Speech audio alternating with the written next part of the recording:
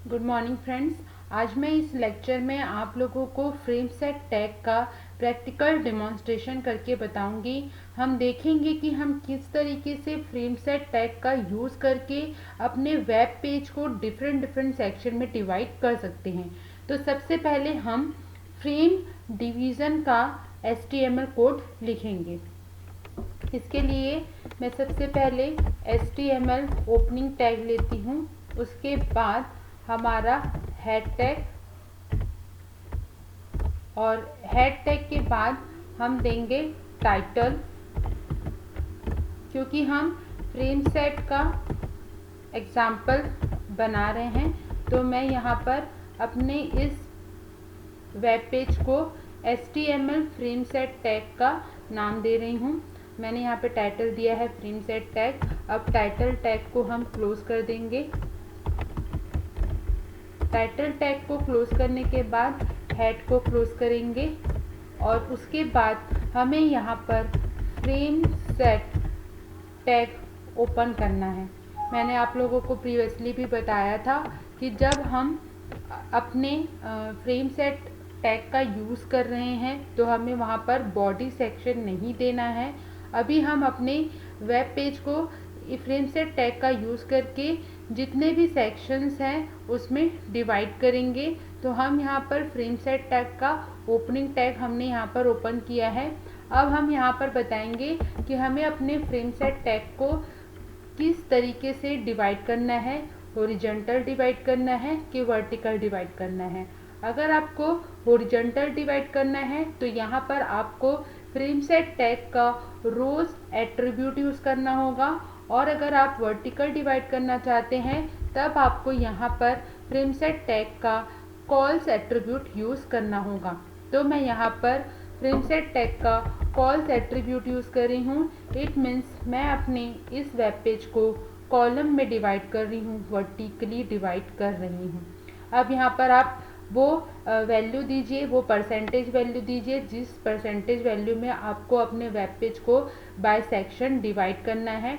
मैंने आप लोगों को पहले भी बताया है कि हमारा जो वेब पेज होती है जिसकी विड्थ होती है वो 100% होती है। उसे हमें जितने सेक्शन में डिवाइड करना है, जो पोर्शन में हमें डिवाइड करना है, तो हम उस वैल्यू को बाय परसेंटेज या तो पिक्सल के फॉर्म में या तो परसेंटेज के फॉर्म में या फिर वाइल्ड कार्ड सिंबल का यूज़ करके दे सकते हैं। तो मैं यहाँ पर परसेंटेज वैल्यू देकर अपने फ्रेम सेट टैग में का यूज़ करके अपने वेब पेज को डिवाइड कर रही हूँ। सबसे पहला परसेंटेज मैंने 30% लिया है। उसके बाद सेकंड मेरा है, हमें 100% को आप अगर चाहें तो आपको जितने सेक्शन बनाना है आप अपने अकॉर्डिंगली उसे डिवाइड कर सकते हैं। तो मैं यहाँ पर अपने जो पेज सेक्शन है उसको 100% के अकॉर्डिंगली जो परसेंटेज वैल्यू पे मुझे रखना है उस परसेंटेज वैल्यू के अकॉर्डिंगली मैं यहाँ पर उसे चेंज कर रही हूँ।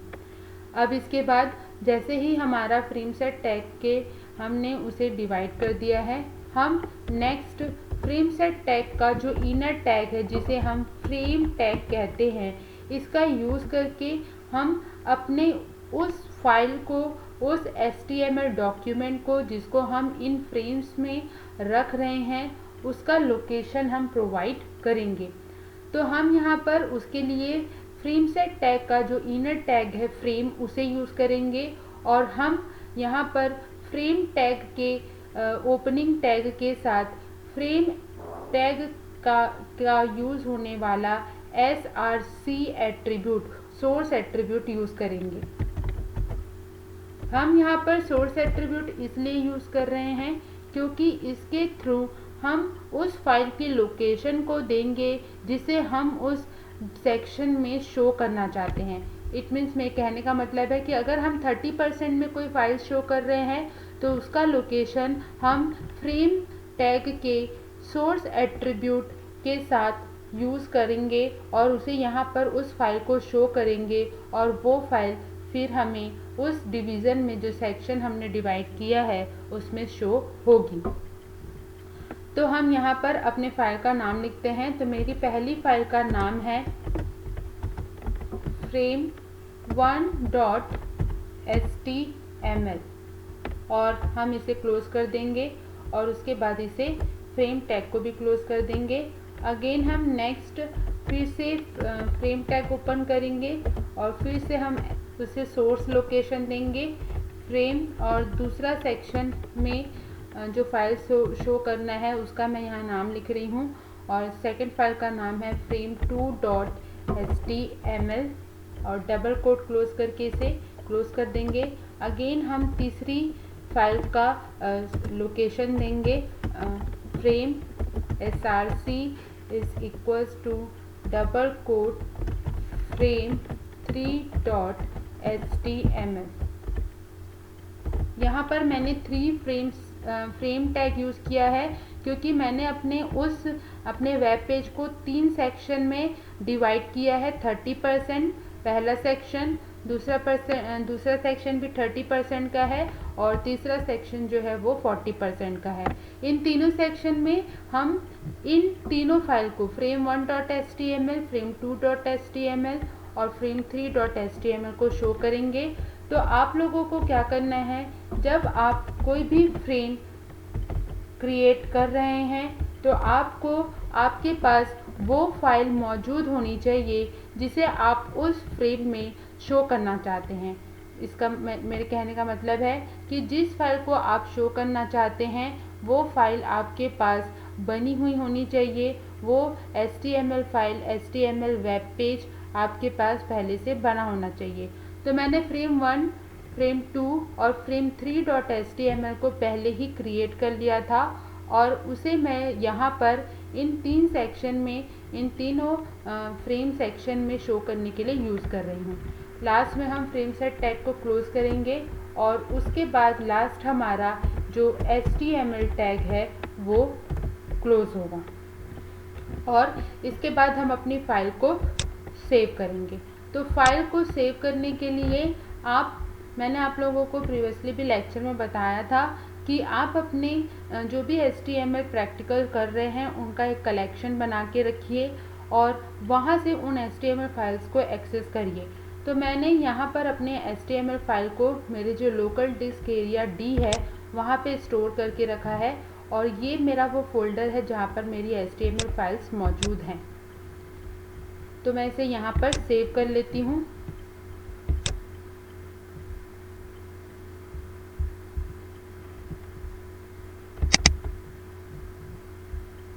और हम यहाँ पर अपने HTML फाइल का नाम दे देते हैं। तो जो HTML फाइल मैंने अभी बनाई है मैं उसका नाम दे रही हूँ। तो उसका नाम मैं लिख रही हूँ frameset.html। आपको ध्यान रखना है कि आप जब अपनी फाइल सेव कर रहे हैं तो उसे .html एक्सटेंशन के साथ सेव करें और उसके बाद आप इसे सेव कर दीजिए। और नोटपैड की फाइल को क्लोज करके आप अपने लोकेशन जहाँ पर आपने सेव किया है आप वहाँ पर जाइए। मैंने इसे लोकल डिस्क एरिया में HTML प्रैक्टिकल एग्जाम्पल के अंदर रखा है और ये मेरी वो फाइल है जिसे मैंने क्रिएट किया है। और देखिए ऊपर आपको दिख रही है frame1, frame2 और frame3.html।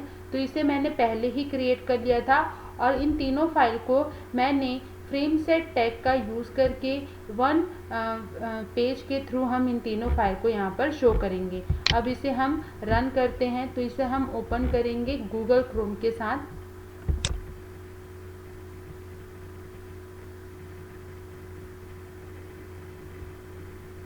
तो देखिए जैसे ही मैंने frameset.html फाइल को ओपन किया ब्राउज़र के साथ तो मेरा जो पहला सेक्शन है जो कि 30% का था उसमें frame1.html दिखाई दे रही है।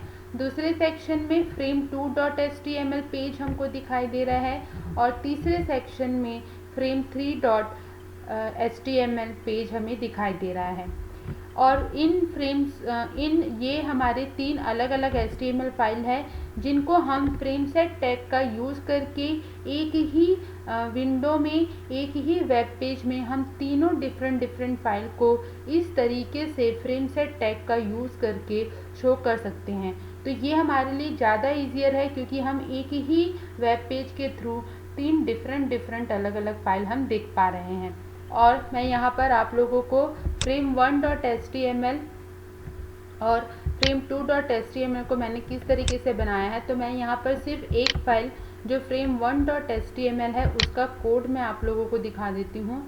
तो इसे मैं ओपन कर रही हूँ नोटपैड के साथ, और बहुत ही सिंपल सा जो HTML कोड हम लिखते हैं वो मैंने यहाँ पे लिखा है। frame1.html का कोड है HTML opening tag, then head, उसके बाद मैंने टाइटल दिया है, और उसके बाद मैंने बॉडी यूज़ की है, क्योंकि ये हमारा नॉर्मल HTML पेज है। मतलब नॉर्मल का मतलब ये है कि हम यहाँ पर फ्रेम डिवीज़न नहीं कर रहे हैं, हम यहाँ पर अपने पेज का डिवीज़न नहीं कर रहे हैं। तो ये हमारी without frame set tag use किए वाली फाइल है। तो हम यहाँ पर बॉडी टैग का यूज़ कर रहे हैं, और मैंने बॉडी टैग के साथ बैकग्राउंड कलर यूज़ किया है, और बैकग्राउंड कलर मैंने येलो लिया है। उसके बाद एक पैराग्राफ टैग ओपन किया है, और अपने पैराग्राफ को जो है मैंने सेंटर पे शो किया है पेज के।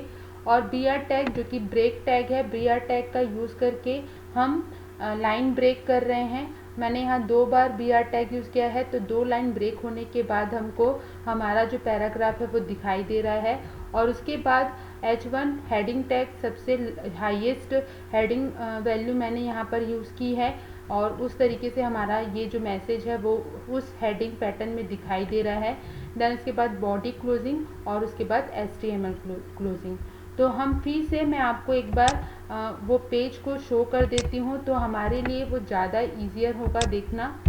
तो ये मेरा फ्रेम सेट टैग है, फ्रेम सेट टैग का फाइल है। इसे मैं ब्राउज़र के साथ ओपन कर रही हूँ, और ब्राउज़र के साथ जैसे ही ओपन करेंगे तो देखिए जो मैंने फर्स्ट फ्रेम क्रिएट किया था उसका जो कोड किया था सेम एग्जैक्ट वो फ्रेम जो है जो HTML फाइल है वो मुझे यहाँ पे दिखाई दे रही है। तो इस तरीके से हम फ्रेम सेट टैग का यूज़ करते हैं। इसके नेक्स्ट लेक्चर में हम फ्रेम सेट टैग के जो एट्रीब्यूट्स हैं जिसके बारे में मैंने एक थ्योरी वीडियो लेक्चर जो है, एक थ्योरी पोर्शन जो है आप लोगों को मैंने बताया था, तो उसका लिंक मैं आपको डिस्क्रिप्शन बॉक्स में दे दूँगी। आप वहाँ से देख सकते हैं कि हमने कौन कौन से एट्रीब्यूट को डिस्कस किया था। और ये हमारा प्रैक्टिकल डिमॉन्स्ट्रेशन है, आप इसकी प्रैक्टिस ज़रूर करिए। HTML की प्रैक्टिस आप जितनी ज़्यादा करेंगे आपके लिए उतना ज़्यादा बेनिफिशियल होगा, आप उतने ज़्यादा अच्छे कोडर होंगे। तो प्रैक्टिस करते रहिए। Okay, thank you friends, good bye, take care.